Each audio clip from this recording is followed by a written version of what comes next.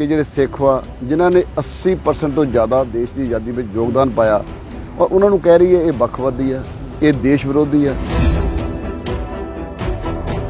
ਇਹ ਤੁਸੀਂ ਸੋਚਦੇ ਹੋ ਕਿ ਜੇ ਸਰਕਾਰ ਦਾ ਦੁਪਹਿਰ ਤੱਕ ਤੁਹਾਡੇ ਤੇ ਪ੍ਰੈਸ਼ਰ ਪੈ ਗਿਆ ਕਿ ਤੁਸੀਂ ਇਹ ਚਲਾ ਪਾਓਗੇ? ਨਹੀਂ ਚਲਾ ਪਾਓਗੇ, ਇਹ ਮੈਂ ਦਾਅਵੇ ਨਾਲ ਕਹਿ ਸਕਦਾ। ਇਹ ਕਹਿੰਦਾ ਤੁਹਾਡੀ ਆਜ਼ਾਦੀ ਵੀ ਖਤਮ ਆ। ਕੱਲ ਤਾਂ ਮੇਰੀ ਸਿਕਿਉਰਿਟੀ ਵਾਪਸ ਲੈ ਲਈ। ਮੈਂ ਕਿਹਾ ਯਾਰ ਮੈਨੂੰ ਸਿਕਿਉਰਿਟੀ ਦੀ ਕੀ ਲੋੜ ਆ, ਮੈਂ ਤਾਂ ਅੱਗੇ ਵੀ ਇਕੱਲਾ ਹੀ ਘੁੰਮਦਾ ਰਹਿੰਦਾ। ਕਿ 14-15 ਬੰਦੇ ਪੁਲਿਸ ਦੇ ਇੱਦਾਂ ਖੜੇ ਸੀ, ਇੱਕ ਬੰਦੇ ਨੂੰ ਸ਼ਰੇਆਮ ਗੋਲੀਆਂ ਮਾਰਦੇ, ਕਿਸੇ ਨੇ ਕੁਝ ਨਹੀਂ ਕੀਤਾ। ਜਦੋਂ ਸਰਕਾਰ ਬਣੀ ਸਿੱਧੂ ਮੂਸੇਵਾਲੇ ਦਾ ਕਤਲ ਹੋਇਆ, ਕੀ ਕੀਤਾ ਇਹਨਾਂ ਨੇ? ਕੀ ਇਹਨਾਂ ਦੀ ਕੰਟਰੀਬਿਊਸ਼ਨ ਉਹਨਾਂ ਨੂੰ ਉਸ ਕ੍ਰਾਈਮ ਨੂੰ ਰੋਕਣ ਦੇ ਲਈ? ਜੇਲ੍ਹ ਦੇ ਵਿੱਚੋਂ ਤੁਸੀਂ ਫਰੌਤੀਆਂ ਮੰਗੋ ਔਰ ਲੋਕ ਦੇਣ, ਔਰ ਜੇਲ੍ਹ ਦੇ ਵਿੱਚੋਂ ਇੰਟਰਵਿਊ ਦੇਣ। ਤੁਸੀਂ ਇਹ ਸੋਚਦੇ ਹੋ ਕਿ ਇਹ ਲੋਕਾਂ ਨੂੰ ਬਈ ਇੱਥੇ ਸ਼ਾਂਤੀ ਹੈ? ਇਹ ਸੁਣਿਆ ਸੀ ਮਾਰੋ ਗੋਲੀ ਮਾਰੋ ਇਹਨਾਂ ਕੋ, ਹੈ ਨਾ? ਇਹ ਕੋਈ ਵਕਤ ਦੂਰ ਨਹੀਂ ਜਦੋਂ ਇਹਨਾਂ ਨੇ ਸਿੱਖਾਂ ਨੂੰ ਵੀ ਇੱਥੇ ਕਹਿਣ ਲੱਗ ਪੈਣਾ, ਦਲਿਤਾਂ ਨੂੰ ਵੀ ਕਹਿਣ ਲੱਗ ਪੈਣਾ ਗੋਲੀ ਮਾਰੋ ਇਹਨਾਂ ਕੋ। ਸਤਿ ਸ਼੍ਰੀ ਅਕਾਲ ਦਾ ਅਨਮਿਊਟ ਦੇਖ ਰਹੇ ਹੋ ਤੁਸੀਂ ਤੇ ਮੈਂ ਆ ਰਵੀ ਸੰਗਰਾਹੁਰ। ਜਲੰਧਰ ਦੀ ਚੋਣ ਨੂੰ ਲੈ ਕੇ ਚੋਣ ਅਖਾੜਾ ਤਾਂ ਭਖ ਚੁੱਕਿਆ ਹੈ, ਪਰ ਕੁਝ ਦਿਨ ਬਾਕੀ ਨੇ ਜਦੋਂ ਇਹ ਹੋਰ ਚਰਮ ਸੀਮਾ ਤੱਕ ਪਹੁੰਚੇਗਾ। ਪਿੰਡਾਂ ਦੇ ਵਿੱਚ ਜਨ ਸਭਾਵਾਂ ਚੱਲਣਗੀਆਂ, ਵੱਡੇ ਵੱਡੇ ਇਕੱਠ ਹੋਣਗੇ ਔਰ ਲਗਾਤਾਰ ਇਹ ਆਪਣਾ ਚੋਣ ਪ੍ਰਚਾਰ ਜਿਹੜਾ ਸਾਰੇ ਉਮੀਦਵਾਰ ਨੇ ਉਹ ਲਗਾਤਾਰ ਕਰਨਗੇ। ਪਰ ਇਹ ਸਭ ਦੇ ਵਿਚਾਲੇ ਸਾਰੀਆਂ ਪਾਰਟੀਆਂ ਦੇ ਉਮੀਦਵਾਰਾਂ ਨਾਲ ਗੱਲਬਾਤ ਦੇ ਸਿਲਸਿਲੇ ਦੇ ਵਿੱਚ ਅੱਜ ਅਸੀਂ ਅਕਾਲੀ ਪਾਰਟੀ ਦੇ ਸ਼੍ਰੋਮਣੀ ਅਕਾਲੀ ਦਲ ਦੀ ਪਾਰਟੀ ਦੇ ਉਮੀਦਵਾਰ ਸੁਖਵਿੰਦਰ ਸਿੰਘ ਸੁੱਖੀ ਹੋਰਾਂ ਨਾਲ ਗੱਲ ਕਰਨੀ ਹੈ, ਕਿਉਂਕਿ ਉਹ ਬੰਗਾ ਤੋਂ ਵਿਧਾਇਕ ਚੁਣੇ ਗਏ ਔਰ ਹੁਣ ਉਹ ਮੈਂਬਰ ਪਾਰਲੀਮੈਂਟ ਦੀ ਚੋਣ ਪਾਰਟੀ ਦੇ ਕਹਿਣ ਤੇ ਲੜ ਰਹੇ ਨੇ। ਹਾਲਾਂਕਿ ਵਿਰੋਧੀ ਧਿਰਾਂ ਜਿਹੜੀਆਂ ਨੇ ਉਹ ਜ਼ਰੂਰ ਅਕਾਲੀ ਦਲ ਤੇ ਤੰਜ ਕੱਸਦੀਆਂ ਹੈ ਕਿ ਲੋਕਲ ਬੰਦਾ ਕਿਉਂ ਨਹੀਂ ਮਿਲਿਆ, ਬੰਗਾ ਤੋਂ ਜਿਹੜੇ ਆਲਰੇਡੀ ਵਿਧਾਇਕ ਜਿੱਤੇ ਨੇ ਉਹਨਾਂ ਨੂੰ ਕਿਉਂ ਇੱਥੋਂ MP ਲੜਾਉਣਾ ਪੈ ਰਿਹਾ। ਔਰ ਅਸੀਂ ਉਹਨਾਂ ਨੂੰ ਇਹ ਵੀ ਸਵਾਲ ਕਰਾਂਗੇ ਕਿ ਉਹ ਜਲੰਧਰ ਨੂੰ ਸਮਝੇ ਕਿੰਨਾ ਕੁ ਨੇ ਔਰ ਉਹਨਾਂ ਨੇ ਕਰਨਾ ਕੀ ਕੁਝ ਆ। ਡਾਕਟਰ ਸਾਹਿਬ ਬਹੁਤ ਬਹੁਤ ਸਵਾਗਤ ਜੀ। ਧੰਨਵਾਦ ਜੀ, ਸਤਿ ਸ਼੍ਰੀ ਅਕਾਲ। ਡਾਕਟਰ ਸਾਹਿਬ, ਸਭ ਤੋਂ ਪਹਿਲਾ ਸਵਾਲ ਕਿ MLA ਜਿੱਤੇ ਜ਼ੋਰ ਸ਼ੋਰ ਨਾਲ 2022 ਦੇ ਵਿੱਚ ਪ੍ਰਚਾਰ ਕਰਕੇ ਲੋਕਾਂ ਦੇ ਘਰਾਂ ਤੱਕ ਗਏ, ਜਿੱਤ ਵੀ ਮਿਲੀ ਔਰ ਹੁਣ ਕੁਝ ਸਮੇਂ ਬਾਅਦ ਹੀ ਮੈਂਬਰ ਪਾਰਲੀਮੈਂਟ ਲੜਨ ਜਾ ਰਹੇ ਹੋ, ਇਹ ਫੈਸਲਾ ਕਿਵੇਂ ਆਇਆ? ਸਭ ਤੋਂ ਪਹਿਲਾਂ ਤਾਂ ਦੇਖੋ, ਮੈਂ ਪਾਰਟੀ ਦਾ ਇੱਕ ਵਫਾਦਾਰ ਸਿਪਾਹੀ ਹਾਂ ਜੀ। ਜੇ ਪਾਰਟੀ ਮੈਨੂੰ ਕਹੇ ਵੀ MC ਦੀ ਚੋਣ ਵੀ ਲੜਨੀ ਹੈ, ਮੈਂ ਉਹ ਵੀ ਲੜੂੰਗਾ ਜੀ, ਕਿਉਂਕਿ ਪਾਰਟੀ ਦੀ ਚੜ੍ਹਦੀ ਕਲਾ ਲਈ ਜਿਹੜਾ ਵਰਕਰ ਕੰਮ ਨਹੀਂ ਕਰਦਾ, ਮੈਂ ਸਮਝਦਾ ਕਿ ਉਹ ਪਾਰਟੀ ਪ੍ਰਤੀ ਸਿੰਸੀਅਰ ਨਹੀਂ। ਮੇਰੇ ਲਈ ਕੋਈ ਮੈਟਰ ਨਹੀਂ ਕਰਦਾ ਕਿ ਮੈਂ ਮੌਜੂਦਾ MLA ਹਾਂ। ਮੈਨੂੰ ਪਾਰਟੀ ਦਾ ਹੁਕਮ ਜਿਹੜਾ ਹੈ, ਸਾਡੇ ਬਹੁਜਨ ਸਮਾਜ ਪਾਰਟੀ ਔਰ ਸ਼੍ਰੋਮਣੀ ਅਕਾਲੀ ਦਲ ਦੀ ਸਮੁੱਚੀ ਲੀਡਰਸ਼ਿਪ ਦਾ ਜੋ ਫੈਸਲਾ ਆ, ਉਹਦੇ ਅੱਗੇ ਸਿਰ ਝੁਕਾਉਣ ਦਾ ਮੌਕਾ ਸੀ ਔਰ ਮੈਂ ਸਿਰ ਝੁਕਾ ਕੇ ਇੱਥੇ ਆਇਆ। ਔਰ ਮੈਂ ਸਮਝਦਾ ਇਹ ਮੈਂ ਕਿਸਮਤ ਵਾਲਾ ਆ ਕਿ ਜਿਨ੍ਹਾਂ ਹਾਲਾਤਾਂ ਦੇ ਵਿੱਚ ਪਾਰਟੀ ਨੇ ਮੈਨੂੰ ਉਮੀਦਵਾਰ ਚੁਣਿਆ, ਉੱਥੇ ਅੱਜ ਪੰਜਾਬ ਦੀ ਲੋੜ ਕੀ ਹੈ, ਅੱਜ ਲੋਕ ਪੰਜਾਬ ਦੇ ਕੀ ਚਾਹੁੰਦੇ ਆ। ਕਿ ਜਿਹੜੀ ਸਾਨੂੰ ਲੋਕ ਸਭ ਤੋਂ ਵੱਡੀ ਗੱਲ ਜਿਹੜੀ ਸੈਂਟਰ ਦੀ ਸਰਕਾਰ ਆ ਜੀ, ਉਹ ਅੱਜ ਕੀ ਕਰ ਰਹੀ ਹੈ? ਅੱਜ ਉਹ ਸਿੱਖਾਂ ਨੂੰ ਬਦਨਾਮ ਕਰ ਰਹੀ ਹੈ, ਪੰਜਾਬੀਆਂ ਨੂੰ ਬਦਨਾਮ ਕਰ ਰਹੀ ਹੈ। ਉਹ NCERT ਦੀਆਂ ਬੁੱਕਸ ਦੇ ਵਿੱਚ ਇੱਦਾਂ ਦੇ ਪਾਠ ਪੜ੍ਹਾ ਰਹੀ ਹੈ ਕਿ ਜਿਹੜੇ ਸਿੱਖ ਵਾ ਜਿਨ੍ਹਾਂ ਨੇ 80% ਤੋਂ ਜ਼ਿਆਦਾ ਦੇਸ਼ ਦੀ ਆਜ਼ਾਦੀ ਵਿੱਚ ਯੋਗਦਾਨ ਪਾਇਆ ਔਰ ਉਹਨਾਂ ਨੂੰ ਕਹਿ ਰਹੀ ਹੈ ਇਹ ਵੱਖਵਾਦੀ ਆ, ਇਹ ਦੇਸ਼ ਵਿਰੋਧੀ ਆ। ਔਰ ਉਹਨਾਂ ਦੇ ਮਾਨ ਸਨਮਾਨ ਨੂੰ ਅੱਜ ਠੇਸ ਲੱਗ ਰਹੀ ਹੈ। ਅੱਜ ਇੱਕ ਇਹ ਬਹੁਤ ਵੱਡਾ, ਕਿਉਂਕਿ ਇਹ ਜਿਹੜੀ ਇਹ ਇਲੈਕਸ਼ਨ ਆ, ਇਹਦੇ ਨਾਲ ਕਿਸੇ ਨੇ ਸਰਕਾਰ ਨਹੀਂ ਬਣਨੀ। ਇੱਥੇ ਕੋਈ ਕਹਿੰਦਾ ਸਰਕਾਰ ਟੁੱਟਣੀ ਨਹੀਂ। ਇਹ ਸਿਰਫ ਇੱਕ ਮੈਸੇਜ ਜਿਹੜਾ ਪੰਜਾਬ ਦਾ, ਪਹਿਲੀ ਗੱਲ ਲੋਕ ਸਭਾ ਦਾ ਜਿਹੜਾ ਉੱਥੇ MP ਬਣ ਕੇ ਜਾਂਦਾ, ਉਹ ਤੁਹਾਡੇ ਪੂਰੇ ਸਟੇਟ ਦੀ ਆਵਾਜ਼ ਹੁੰਦਾ। ਕਹਿੰਦਾ ਮਤਲਬ ਅੱਜ ਇਹ ਸੈਂਟਰ ਦੀ ਸਰਕਾਰ ਨੂੰ ਸੁਨੇਹਾ ਦੇਣ ਦਾ ਵਕਤ ਆ ਕਿ ਜੋ ਤੁਸੀਂ ਨਫ਼ਰਤ ਦੇ ਆਧਾਰ 'ਤੇ, ਜੋ ਤੁਸੀਂ ਲੋਕਾਂ ਨੂੰ ਜਾਤ ਪਾਤ ਦੇ ਆਧਾਰ 'ਤੇ ਲੜਾ ਕੇ, ਧਰਮ ਦੇ ਨਾਂ 'ਤੇ ਲੜਾ ਕੇ ਜਿਹੜੀ ਨਫ਼ਰਤ ਤੁਸੀਂ ਸਾਰੇ ਦੇਸ਼ 'ਚ ਪੈਦਾ ਕੀਤੀ ਆ, ਉਹਨੂੰ ਪੰਜਾਬ ਨੂੰ ਵੀ ਤੁਸੀਂ ਆਪਣੀ ਲਪੇਟ 'ਚ ਰਹਿ ਰਹੇ ਹੋ। ਇਹ ਇੱਕ ਬਹੁਤ ਸਹੀ ਮੌਕਾ ਲੋਕਾਂ ਨੂੰ ਆਪਣੀ ਸੋਚ ਨੂੰ ਪ੍ਰਗਟ ਕਰਨ ਦਾ, ਕਿਉਂਕਿ ਇੱਕ ਵੋਟ ਤੋਂ ਵਧੀਆ ਜ਼ਰੀਆ ਕੋਈ ਅੱਜ ਤੱਕ ਬਣਿਆ ਨਹੀਂ। ਔਰ ਦੂਸਰੀ ਕਹਿੰਦਾ ਮਤਲਬ ਆਜ਼ਾਦੀ ਹੈ।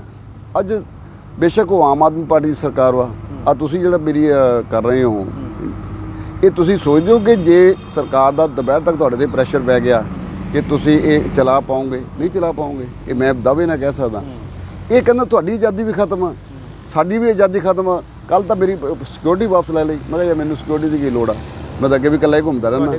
ਤੁਹਾਡੇ ਕੋਲ ਮੈਂ ਤਾਂ ਉਹੀ ਦੱਸਦਾ। ਫਿਰ ਜਦੋਂ ਮੈਂ ਗੱਲ ਕਹੀ ਉਹ ਭਰਾਵੋ ਮੈਨੂੰ ਤਾਂ ਸਿਕਿਉਰਿਟੀ ਤੁਸੀਂ ਦੇਣੀ ਨਹੀਂ ਦੇਣੀ ਕੋਈ ਮੈਟਰ ਨਹੀਂ ਕਰਦਾ। ਉਹ ਕਹਿੰਦੇ ਉਹ ਜੀ ਗਲਤੀ ਨਾਲ ਆਰਡਰ ਹੋ ਗਿਆ। ਯਾਨੀ ਕਿ ਇਹ ਕਰਕੇ ਦੇਖਦੇ ਆ, ਕਹਿੰਦੇ ਇਦਾਂ ਦੇ ਕੰਮ। ਇਹ ਆਜ਼ਾਦ ਕਿਸੇ ਨੂੰ ਨਹੀਂ ਸਮਝਦੇ। ਇਹ ਆਪਣੀ ਮੌਕੇ ਦੀ ਸਰਕਾਰ ਵੀ ਜਿਹੜੀ ਆ ਨਾ ਉਹ ਇਦਾਂ ਦੇ ਫੈਸਲੇ ਲੈਂਦੀ ਆ। ਔਰ ਅੱਜ ਇਹਨਾਂ ਨੇ ਪੰਜਾਬ ਦੇ ਅੰਦਰ ਹਾਲਾਤ ਕੀ ਪੈਦਾ ਕੀਤੇ ਆ। ਜਦੋਂ ਸਰਕਾਰ ਬਣੀ ਸਿੱਧੂ ਮੂਸੇਵਾਲੇ ਦਾ ਕਤਲ ਹੋਇਆ, ਕੀ ਕੀਤਾ ਇਹਨਾਂ ਨੇ, ਕੀ ਇਹਨਾਂ ਦੀ ਕੰਟਰੀਬਿਊਸ਼ਨ ਉਹਨਾਂ ਨੂੰ ਉਸ ਕ੍ਰਾਈਮ ਨੂੰ ਰੋਕਣ ਦੇ ਲਈ। ਕਹਿੰਦਾ ਸ਼ਰੇਆਮ ਜਿਹੜੇ ਬੰਦੇ ਇਨਵੋਲਵ ਸੀ ਸਾਰਿਆਂ ਨੂੰ ਜੇਲ੍ਹ 'ਚ ਸੁੱਟਤਾ, ਇੱਕ ਮਾਸਟਰਮਾਈਂਡ ਬਾਹਰ ਹੈ ਸ਼ਰੇਆਮ। ਸ਼ਾਇਦ ਤੁਹਾਨੂੰ ਇਸ ਗੱਲ ਦਾ ਪ੍ਰਚਾਰ ਵੀ ਕਰਦਾ ਹੈ, ਸ਼ਾਇਦ ਤੁਹਾਨੂੰ ਚੇਤਾ ਭੁੱਲ ਗਿਆ ਕਿ 14-15 ਬੰਦੇ ਪੁਲਿਸ ਦੇ ਇੱਦਾਂ ਖੜੇ ਸੀ, ਇੱਕ ਬੰਦੇ ਨੂੰ ਸ਼ਰੇਆਮ ਗੋਲੀਆਂ ਮਾਰਦੇ, ਕਿਸੇ ਨੇ ਕੁਝ ਨਹੀਂ ਕੀਤਾ। ਕਹਿੰਦਾ ਮਤਲਬ ਅੱਜ ਜੇਲ੍ਹ ਜਿਹੜੀ ਸਭ ਤੋਂ ਸੇਫ ਜਗ੍ਹਾ ਹੁੰਦੀ ਜਿੱਥੇ ਕੋਈ ਕ੍ਰਾਈਮ ਨਹੀਂ ਹੋ ਸਕਦਾ, ਤੁਸੀਂ ਕਹਿੰਦਾ ਬੜੇ ਸੇਫ ਹੁੰਦੇ ਹੋ ਉੱਥੇ। ਕਹਿੰਦਾ ਜੇ ਜੇਲ੍ਹ ਦੇ ਅੰਦਰ ਗੈਂਗਸਟਰ ਇੱਕ ਦੂਜੇ ਨੂੰ ਗੋਲੀਆਂ ਮਾਰ ਕੇ ਮਾਰ ਦੇਣ ਜਾਂ ਉਹਨਾਂ ਨੂੰ ਤੇਜ਼ ਜਿਹੜੇ ਦੂਸਰੇ ਹਥਿਆਰਾਂ ਨਾਲ ਮਾਰ ਦੇਣ, ਔਰ ਜੇਲ੍ਹ ਦੇ ਵਿੱਚੋਂ ਤੁਸੀਂ ਫਰੌਤੀਆਂ ਮੰਗੋ ਔਰ ਲੋਕ ਦੇਣ, ਔਰ ਜੇਲ੍ਹ ਦੇ ਵਿੱਚੋਂ ਇੰਟਰਵਿਊ ਦੇਣ, ਤੁਸੀਂ ਇਹ ਸੋਚਦੇ ਹੋ ਕਿ ਇਹ ਲੋਕਾਂ ਨੂੰ ਬਈ ਇੱਥੇ ਸ਼ਾਂਤੀ ਹੈ, ਇੱਥੇ ਅਮਾਨ ਹੈਗਾ। ਇਹ ਜਿਹੜੇ ਮੁੱਦੇ ਆ ਇਹ ਇਸ ਵਾਰੀ ਬੜੇ, ਕਿਉਂਕਿ ਕਿਸੇ ਨੂੰ ਤੁਸੀਂ ਸੜਕ ਬਣਾ ਕੇ ਦਿਓ ਨਾ ਦਿਓ। ਕਰਨ ਦੇ ਲਈ ਤੁਸੀਂ ਵਿਧਾਨ ਸਭਾ ਤੁਹਾਨੂੰ ਜਿਤਾ ਕੇ ਭੇਜਿਆ ਸੀ ਨਾ ਬੰਗਾ। ਮੈਂ ਵਿਧਾਨ ਸਭਾ 'ਚ ਬੜੀਆਂ ਰੱਖੀਆਂ ਤੁਸੀਂ। ਫਿਰ ਜੇ ਮੇਰੀ, ਮੈਂ ਇਹੀ ਲੋਕਾਂ ਨੂੰ ਕਹਿਣਾ ਹੁੰਦਾ, ਜੇ ਤੁਸੀਂ ਮੈਨੂੰ MLA ਬਣਾਇਆ ਨਾ ਤਾਂ ਮੈਂ ਐਜ਼ ਏ MLA ਕੀ ਤੁਹਾਡੀ ਗੱਲ ਰੱਖੀ ਜਾਂ ਨਹੀਂ ਰੱਖੀ। ਹੁਣ ਮੈਂ ਜੇ ਤੁਸੀਂ ਮੈਨੂੰ MP ਬਣਾ ਕੇ ਭੇਜੋਗੇ, 1 ਸਾਲ ਦਾ ਸਮਾਂ ਮੇਰੇ ਕੋਲ, ਮੈਂ ਤੁਹਾਡੇ ਵਿਊਜ਼ ਕਹਿੰਦਾ ਮੈਂ ਤੁਹਾਡੀ ਜੋ ਸੋਚ ਆ, ਜੇ ਤੁਸੀਂ ਸਹਿਮਤ ਹੋ ਜਾਂ ਨਹੀਂ ਸਹਿਮਤ ਸਰਕਾਰਾਂ ਨਾਲ, ਸੈਂਟਰ ਦੀ ਸਰਕਾਰ ਹੋਵੇ ਸਟੇਟ ਦੀ ਸਰਕਾਰ ਹੋਵੇ, ਜੇ ਤੁਸੀਂ ਉਹਨਾਂ ਨਾਲ ਨਹੀਂ ਸਹਿਮਤ ਤਾਂ ਸਾਨੂੰ ਵੋਟ ਕਰੋ, ਹੈ ਨਾ। ਇਹ ਅਸੀਂ ਮੈਂ ਸਮਝਦਾ ਕਿ ਇਸ ਤੋਂ ਵਧੀਆ ਮੌਕਾ ਜਦੋਂ ਕੋਈ ਗਵਾਣ ਨੂੰ ਕੁਛ ਨਾ ਹੋਵੇ, ਕਿਉਂਕਿ ਇੱਥੇ ਕਿਹੜਾ ਤੁਸੀਂ ਸਰਕਾਰ ਬਣਾਉਣੀ ਹੈ ਜਾ ਕੇ, ਪਰ ਲੋਕਾਂ ਦੀ ਜੋ ਰਾਏ ਆ ਉਹ ਉੱਥੇ ਰੱਖੀ ਜਾ ਸਕਦੀ ਆ। ਦੂਸਰਾ ਮੈਂ ਸਮਝਦਾ ਜੋ ਸਟੇਟ ਗਵਰਨਮੈਂਟ ਨੇ ਜੋ ਝੂਠੇ ਵਾਅਦੇ ਕੀਤੇ, ਜਿੰਨੇ ਵੀ, ਇੱਕ ਜਦੋਂ ਅਕਾਲੀ ਦਲ ਦੀ ਸਰਕਾਰ ਸੀ 200 ਯੂਨਿਟ ਮਿਲਦਾ ਸੀ, ਇਹਨੇ 100 ਵਧਾਇਆ 300 ਕੀਤਾ ਨਾ। ਤੁਸੀਂ ਇਹ ਦੱਸੋ ਉਹਦੀ ਆੜ ਦੇ ਵਿੱਚ ਕੀ ਖਾ ਗਏ। ਹਰ 6ਵਾਂ ਕਾਰਡ ਕੱਟਦਾ, ਜਾਟਾ ਦਾਲ ਸਕੀਮ ਦਾ ਕਾਰਡ, ਹਰ 6ਵਾਂ ਕਾਰਡ ਕਿਸੇ ਗਰੀਬ ਦਾ ਕੱਟਿਆ ਵੀ ਗਿਆ, ਜਿਹੜਾ ਬਿਲਕੁਲ ਜ਼ਰੂਰਤਮੰਦ ਆ। ਔਰ ਦਾਲ ਤਾਂ ਖਾਏ ਗਏ, ਦਾਲ ਤਾਂ ਦਿੱਤੀ ਕਿਸੇ ਨੂੰ ਨਹੀਂ। ਇਹਦੇ ਇਸ ਆੜ ਦੇ ਵਿੱਚ ਜਿਹੜੀ ਪੋਸਟ ਮੈਟ੍ਰਿਕ ਸਕਾਲਰਸ਼ਿਪ 3.5 ਲੱਖ ਬੱਚਾ, ਮੇਰੇ ਕਹਿਣ ਨਾਲ ਨਹੀਂ, ਤੁਸੀਂ ਆਪਣਾ ਰਿਕਾਰਡ ਚੈੱਕ ਕਰਿਓ, 3.5 ਲੱਖ ਬੱਚਾ ਜਦੋਂ ਸ਼੍ਰੋਮਣੀ ਅਕਾਲੀ ਦਲ ਦੀ ਸਰਕਾਰ ਸੀ ਉਸ ਵੇਲੇ ਪੋਸਟ ਮੈਟ੍ਰਿਕ ਸਕਾਲਰਸ਼ਿਪ ਕਰਕੇ ਲੋਕ ਪੜ੍ਹੇ, ਡਾਕਟਰ, ਇੰਜੀਨੀਅਰ, ਸਾਡੀਆਂ ਬੱਚੀਆਂ ਨਰਸਾਂ, ਪਤਾ ਨਹੀਂ ਕਿਹੜੇ ਕੋਰਸ ਕਰ ਲਏ। ਔਰ ਉਸ ਦਾ ਜਦੋਂ ਅਸਰ ਦਿਖਣ ਲੱਗਾ, ਅੱਜ ਇਹਨਾਂ ਨੇ ਸਾਡੀ ਐਜੂਕੇਸ਼ਨ ਵੀ ਖੋਲ੍ਹੀ, ਕਿਉਂਕਿ ਪੋਸਟ ਮੈਟ੍ਰਿਕ ਸਕਾਲਰਸ਼ਿਪ ਦੀ ਸਕੀਮ ਹੀ ਕੋਈ ਨਹੀਂ ਇਹਨਾਂ ਕੋਲ। ਔਰ ਮੈਂ ਤੁਹਾਨੂੰ ਇੱਕ ਗੱਲ ਦੱਸਦਾ, ਕਹਿੰਦਾ ਮਤਲਬ ਜਦੋਂ ਕਿਸੇ ਸਮਾਜ ਨੂੰ ਕਮਜ਼ੋਰ ਕਰਨਾ ਹੋਵੇ ਨਾ, ਜਿਸ ਸਮਾਜ ਨੂੰ ਵੀ ਕਮਜ਼ੋਰ ਕਰਨਾ, ਉਹਨਾਂ ਤੋਂ ਐਜੂਕੇਸ਼ਨ ਖੋਲ੍ਹੋ।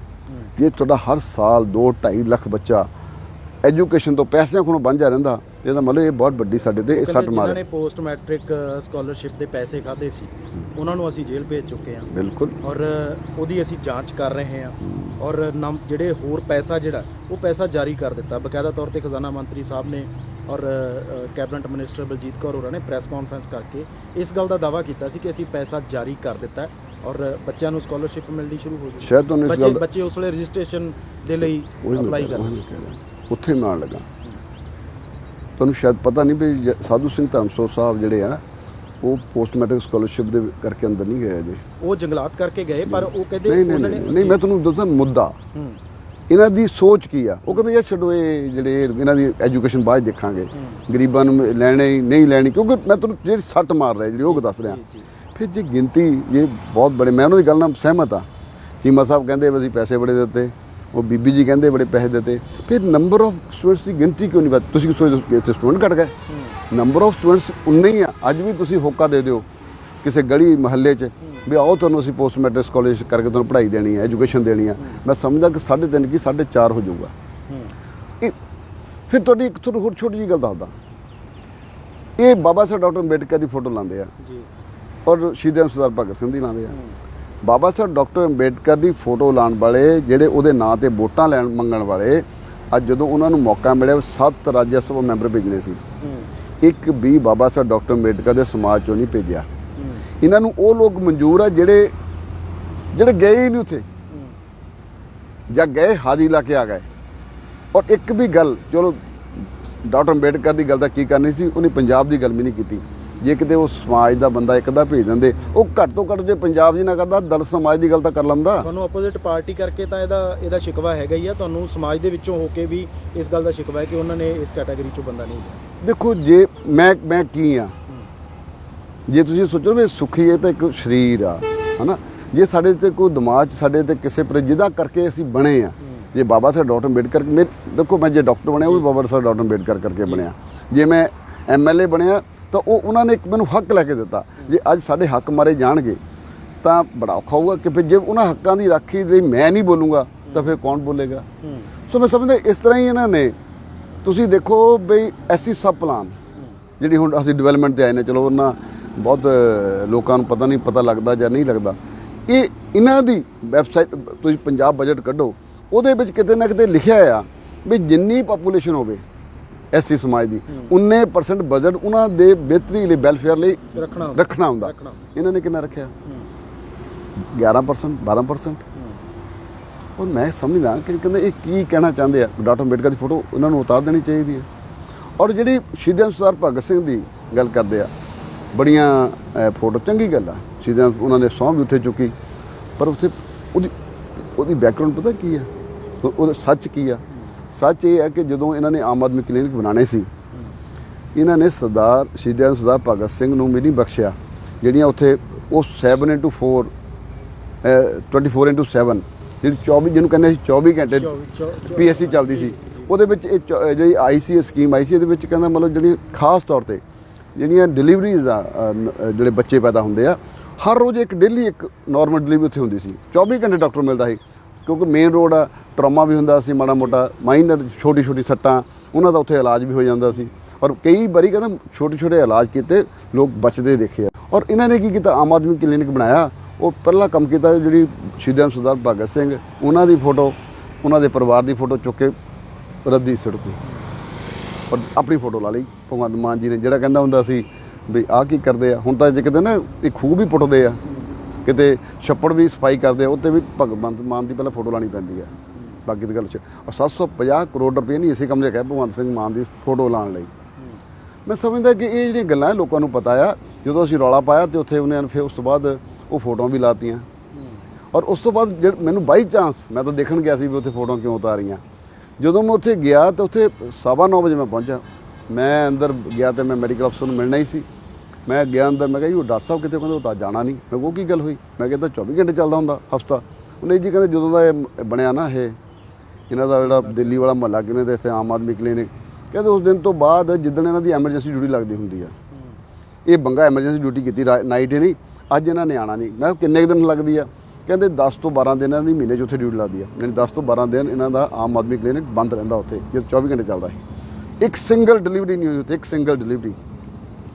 ਕਹਿੰਦਾ ਬਈ ਇਹ ਆਪਣੀਆਂ ਫੋਟੋਆਂ ਲਾ ਕੇ ਸਿਰਫ ਵੋਟਾਂ ਹੀ ਲੈਂਦੇ ਆ, ਉੱਦਾਂ ਦੀਆਂ ਪੱਗ ਬੰਨ੍ਹ ਕੇ। ਮੈਂ ਵਿਧਾਨ ਸਭਾ 'ਚ ਵੀ ਕਿਹਾ ਸੀ ਵੀ ਜੇ ਤੁਸੀਂ ਇਹ ਸੋਚਦੇ ਹੋ ਕਿ ਸ਼ਹੀਦਾਂ ਸਰਦਾਰ ਭਗਤ ਸਿੰਘ ਵਰਗੀ ਪੱਗ ਬੰਨ੍ਹ ਲਈਏ ਵੀ ਉਹ ਤੁਸੀਂ ਕੰਮ, ਲੋਕ ਬੜੇ ਸਿਆਣੇ ਆ।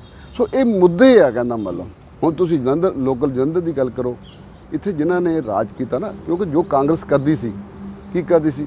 ਲੋਕਾਂ ਨੂੰ ਨਫ਼ਰਤ ਦੀ ਉਹੀ ਜਾਤ ਦੇ ਨਾਂ ਦੇ ਧਰਮ ਨਾਲ, ਜੋ ਅੱਜ BJP ਕਰ ਰਹੀ ਹੈ, ਉਹੀ ਕਾਂਗਰਸ ਦੇ। ਤੁਸੀਂ ਦੱਸੋ 9 ਸਾਲ ਦੇ ਵਿੱਚ ਇੱਥੇ ਇੱਕੋ MP ਰਹੇ। ਸਾਨੂੰ ਬੜਾ ਅਫਸੋਸ ਹੈ ਇਸ ਗੱਲ ਦਾ ਕਿ ਚੌਧਰੀ ਸੰਤੋਖ ਸਿੰਘ ਹੁਣੀ ਇਸ ਦੁਨੀਆ 'ਤੇ ਨਹੀਂ ਰਹੇ, ਚੌਧਰੀ ਸਾਹਿਬ।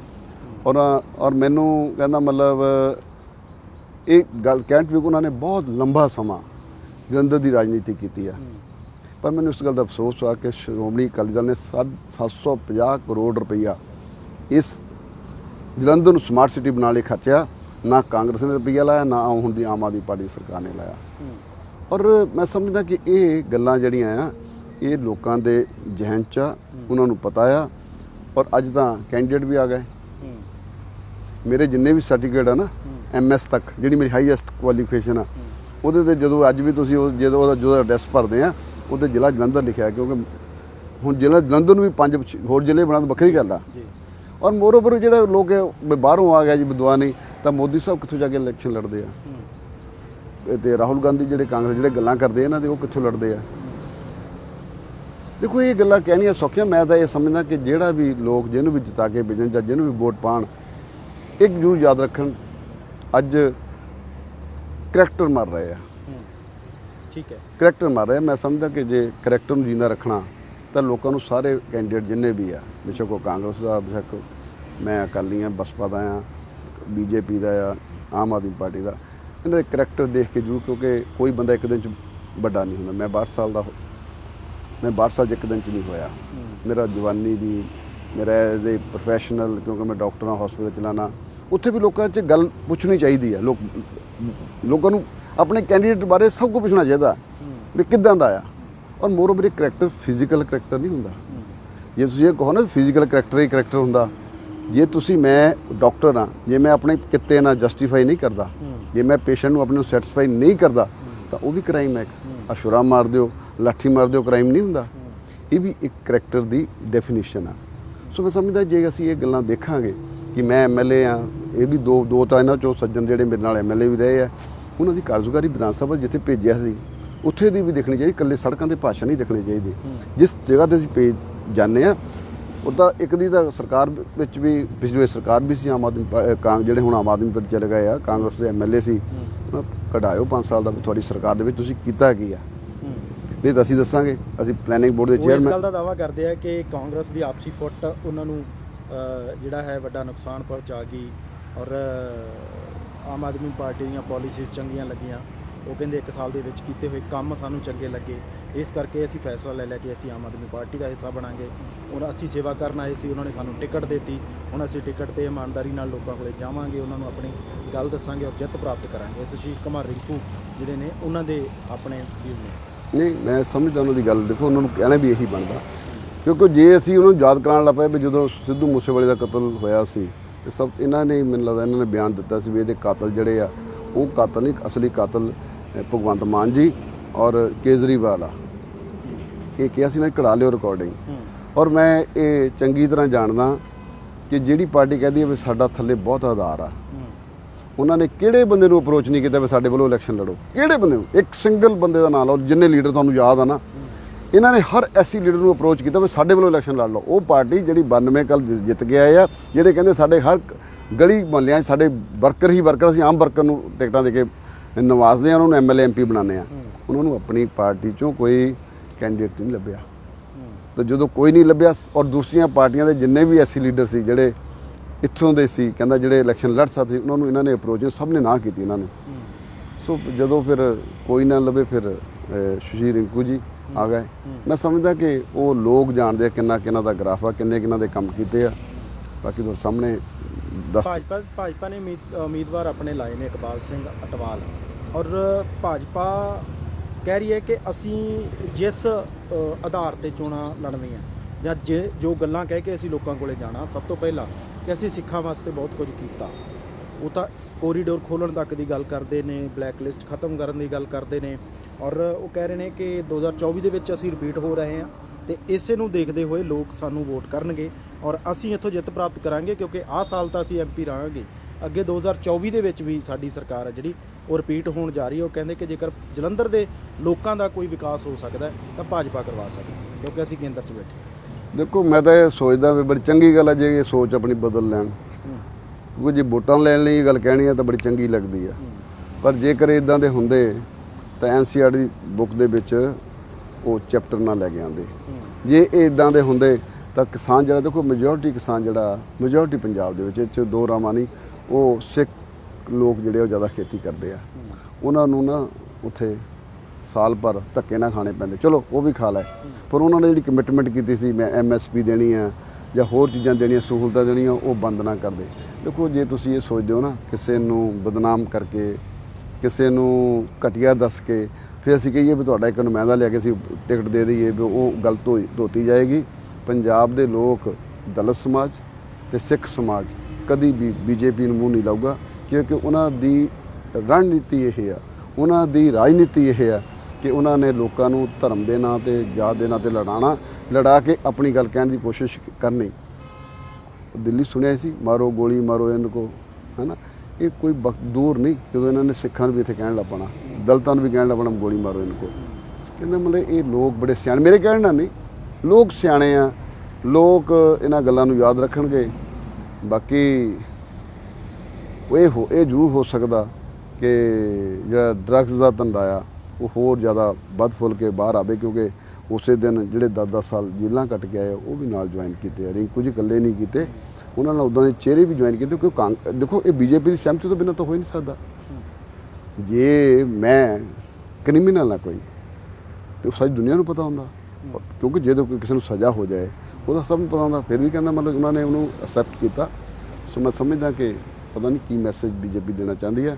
ਬਾਕੀ ਲੋਕ ਹਰ ਇੱਕ ਦੀ ਰਾਜਨੀਤੀ ਨੂੰ ਜਾਣਦੇ। ਮੈਂ ਤਾਂ ਸਿਰਫ ਇੱਕ ਤੁਹਾਡੇ ਤੋਂ ਇੱਕ ਬੇਨਤੀ ਕਰਨੀ ਹੈ ਵੀ ਜੇ ਤੁਸੀਂ ਚਾਹੁੰਦੇ ਹੋ ਕਿ ਬਈ ਅਸੀਂ ਇੱਕ ਚੰਗਾ ਸਿਸਟਮ ਲਿਆਉਣਾ ਚਾਹੁੰਦੇ ਹਾਂ, ਇਹ ਜਿਹੜੀ ਰਾਜਨੀਤੀ ਆ ਇਹਦੇ ਵਿੱਚ ਕੋਈ ਸੁਧਾਰ ਹੋਵੇ, ਤਾਂ ਘੱਟ ਤੋਂ ਘੱਟ ਪਹਿਲਾਂ ਇੱਕ ਗੱਲ ਜ਼ਰੂਰ ਕਰਿਓ, ਜਿੰਨੇ ਵੀ ਉਮੀਦਵਾਰ ਕਿਸੇ ਵੀ ਪਾਰਟੀ ਦਾ ਹੋਵੇ ਉਹਨੂੰ ਫਰੋਲਿਓ ਜ਼ਰੂਰ, ਉਹਦਾ ਤੰਦ ਫਰੋਲ ਕੇ ਵੋਟ ਪਾਇਓ। ਕਿਉਂਕਿ ਜੇ ਕਿਤੇ ਉੱਥੇ ਗੰਦਲਾ ਹੋ ਗਿਆ ਤੇ ਫਿਰ ਜਿਹੜੀ ਵਿਚਾਰਧਾਰਾ ਕੋਈ ਆ ਨਹੀਂ ਸਕਦੀ ਉੱਭਰ ਕੇ।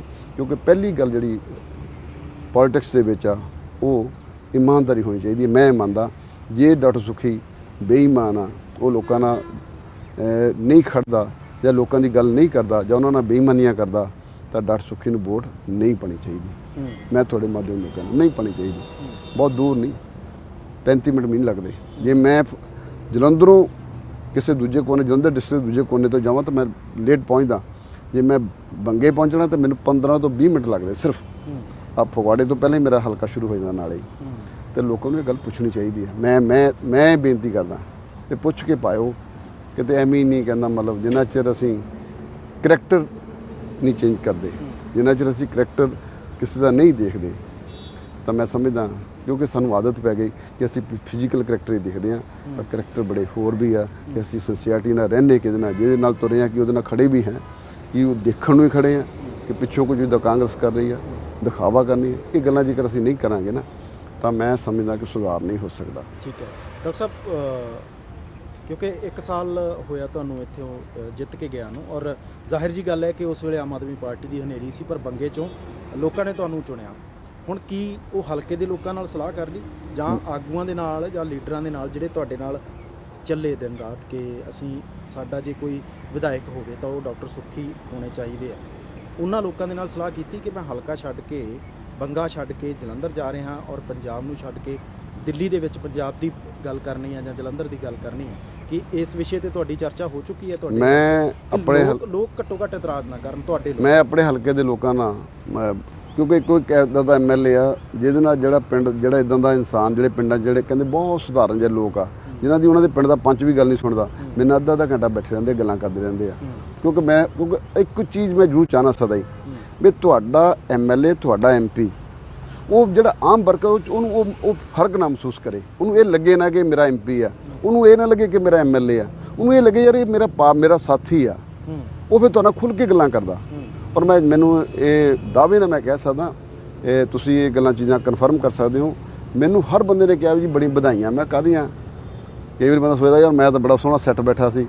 ਉਹ ਕਹਿੰਦੇ ਜੀ ਇਹ ਸਾਡੇ ਹਲਕੇ ਨੂੰ ਤਰੱਕੀ ਮਿਲੀ ਆ, ਇਹ ਕਹਿੰਦੇ ਸ਼ਾਇਦ ਚੰਗੀ ਕਿਸਮਤ ਆ ਕਿ ਸਾਡਾ ਬੰਦਾ ਜਾ ਕੇ ਲੋਕ ਸਭਾ 'ਚ ਗੱਲ ਕਰੂਗਾ, ਕਹਿੰਦਾ ਸਾਡਾ ਮਾਣ ਜਿਹੜਾ ਵਧੇਗਾ।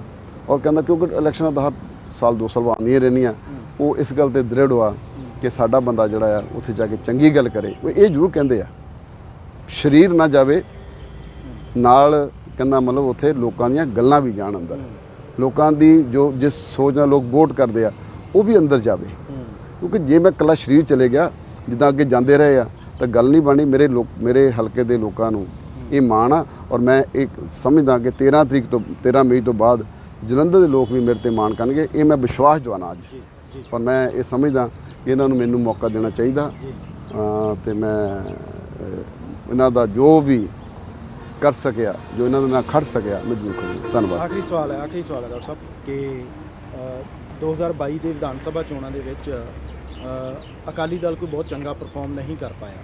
ਹਾਲਾਂਕਿ ਬਸਪਾ ਨੇ ਚੰਗਾ ਪਰਫਾਰਮ ਕੀਤਾ, ਪਰ ਅਕਾਲੀ ਦਲ ਖੁਦ ਮਤਲਬ ਆਪਣੇ ਬਿਹਾਫ 'ਤੇ ਚੰਗਾ ਪ੍ਰਦਰਸ਼ਨ ਨਹੀਂ ਕਰ ਪਾਇਆ। ਉਹਨਾਂ 'ਤੇ ਹਾਲੇ ਵੀ ਉਸੇ ਤਰੀਕੇ ਦੇ ਨਾਲ ਜਿਹੜਾ ਹੈ ਉਹ ਬਹਿਬਲ ਕਲਾਂ ਦੇ ਵਿੱਚ ਮੋਰਚਾ ਲੱਗਾ ਹੈ। ਔਰ ਉਹੀ ਜਿਸ ਗੱਲ ਨੂੰ ਲੈ ਕੇ 2015 'ਚ ਇਹ ਪੂਰਾ ਕਾਂਡ ਵਾਪਰਦਾ, ਉਦੋਂ ਤੋਂ ਲੈ ਕੇ 2023-22 ਤੱਕ ਇਹ ਸਾਰੀਆਂ ਗੱਲਾਂ ਜਿਹੜੀਆਂ ਨੇ ਲੋਕਾਂ ਦੇ ਮਨਾਂ ਵਿੱਚ ਨੇ। ਤੁਹਾਨੂੰ ਲੱਗਦਾ ਹੈ ਕਿ ਉਹਦਾ ਤੁਹਾਨੂੰ ਇੱਥੇ ਕਿਤੇ ਨਾ ਕਿਤੇ ਨੁਕਸਾਨ ਭੁਗਤਣਾ ਪੈ ਸਕਦਾ? ਉੱਥੋਂ ਤੁਸੀਂ ਬਸਪਾ ਦੀ ਸੀਟ ਤੋਂ ਲੜੇ, ਇੱਥੇ ਤੁਸੀਂ ਅਕਾਲੀ ਦਲ ਦੀ ਸੀਟ, ਅਕਾਲੀ ਦਲ ਦੀ ਸੀਟ ਤੇ, ਇੱਥੇ ਅਕਾਲੀ ਦਲ ਦੀ ਸੀਟ ਤੇ ਲੜ ਰਹੇ ਹੋ। ਤੁਹਾਨੂੰ ਲੱਗਦਾ ਕਿ ਇਹਦਾ ਕੋਈ ਨਾ ਕੋਈ ਕਿਤੇ ਨਾ ਕਿਤੇ ਤੁਹਾਨੂੰ ਡੈਂਟ ਭੁਗਤਣਾ ਦੇਖੋ ਪੈ ਸਕਦਾ? ਇਹ ਅਸੀਂ ਸਦਾ ਹੀ ਮਹਿਸੂਸ ਕਰਦੇ ਹਾਂ ਕਿ ਸਾਡੇ ਟਾਈਮ ਤੇ ਉਹ ਘਟਨਾਵਾਂ ਹੋਈਆਂ, ਬੇਅਦਬੀ ਹੋਈ, ਗੋਲੀ ਕਾਂਡ ਹੋਇਆ, ਉਹਦਾ ਸਾਨੂੰ ਸਦਾ ਹੀ ਅਫਸੋਸ ਆ। ਪਰ ਅਸੀਂ ਉਹ ਹਾਰਡਕੋਰ ਜਿਹੜੇ ਅੱਜ ਕਾਂਗਰਸ ਦਾ ਕਦੀ ਬੀਜੇਪੀ ਦਾ ਪੱਲਾ ਫੜਦੇ ਆ, ਜਿਹੜੇ ਚਾਹੁੰਦੇ ਆ ਕਿ ਇੱਥੇ ਲੋਕਾਂ ਨੂੰ ਡਰਾ ਕੇ, ਕਿਉਂਕਿ ਹਾਰਡਕੋਰ ਹੀ ਇਹ ਜਿਹੜੇ ਲੋਕ ਜਿਹੜੇ ਚਾਹੁੰਦੇ ਆ ਕਿ ਵੀ ਇੱਥੇ ਸ਼ਾਂਤੀ ਨਾ ਬਣੇ।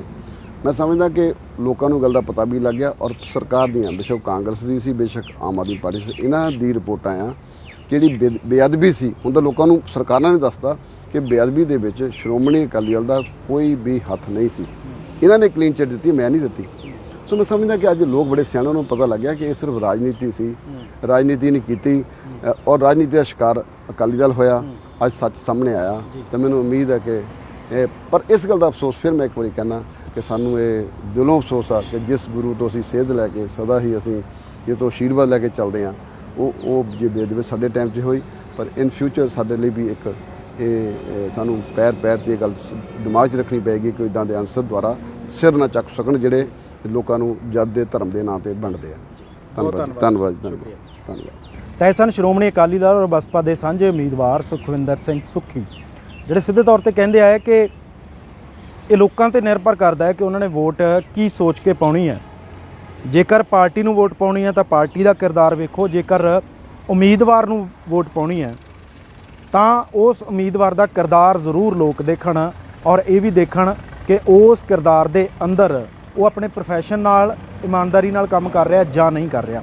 ਉਹ ਕਹਿੰਦੇ ਲੋਕ ਬਹੁਤ ਸਿਆਣੇ ਨੇ ਔਰ ਲੋਕਾਂ ਨੇ ਫੈਸਲਾ ਕਰਨਾ। ਫਿਲਹਾਲ ਸਾਰੀਆਂ ਪਾਰਟੀਆਂ ਦੇ ਉਮੀਦਵਾਰ ਆਪੋ ਆਪਣੇ ਦਾਅਵੇ ਕਰ ਰਹੇ ਨੇ, ਪਰ ਅਕਾਲੀ ਦਲ ਇਸ ਗੱਲ ਤੇ ਦਾਅਵਾ ਕਰਦਾ ਹੈ ਕਿ ਉਹਨਾਂ ਨੂੰ ਬੰਗੇ ਦੇ ਵਿੱਚ ਜਿਵੇਂ ਲੋਕਾਂ ਨੇ ਵਿਸ਼ਵਾਸ ਕਰਕੇ ਜਿਤਾਇਆ ਸੀ ਔਰ ਉਹਨਾਂ ਦੇ ਕਿਰਦਾਰ ਨੂੰ ਦੇਖਦਿਆਂ ਹੋਇਆ ਜਿਤਾਇਆ ਸੀ, ਉਹੀ ਕਿਰਦਾਰ ਔਰ ਉਹੀ ਕੰਮ ਜਿਹੜੇ ਨੇ ਜਲੰਧਰ ਦੇ ਲੋਕ ਦੇਖ ਕੇ ਉਹਨਾਂ ਨੂੰ ਵੋਟ ਪਾਉਣਗੇ ਔਰ ਉਹਨਾਂ ਨੂੰ ਜਿਤਾ ਕੇ ਲੋਕ ਸਭਾ ਦੇ ਵਿੱਚ ਭੇਜਣਗੇ। ਫਿਲਹਾਲ ਜਲੰਧਰ ਦੇ ਲੋਕਾਂ ਦੇ ਹੱਥ ਫੈਸਲਾ ਕਿਸ ਦੇ ਹੱਥ, ਰਿਪੀਟ ਕਰ ਰਿਹਾ, ਫਿਲਹਾਲ ਫੈਸਲਾ ਜਲੰਧਰ ਦੇ ਲੋਕਾਂ ਦੇ ਹੱਥ ਹੈ ਕਿ ਕਿਸ ਦੇ ਸਿਰ ਜਿੱਤ ਦਾ ਸਿਹਰਾ ਬੰਨ੍ਹਦੇ ਨੇ। ਆਪਣੇ ਸਹਿਯੋਗੀ ਪਰਮਿੰਦਰ ਸਿੰਘ ਨਾਲ ਮੈਂ ਰਵੀ ਸੰਗਰਾਹੁਰ ਦਾ ਅਨਮਿਊਟ ਜਲੰਧਰ।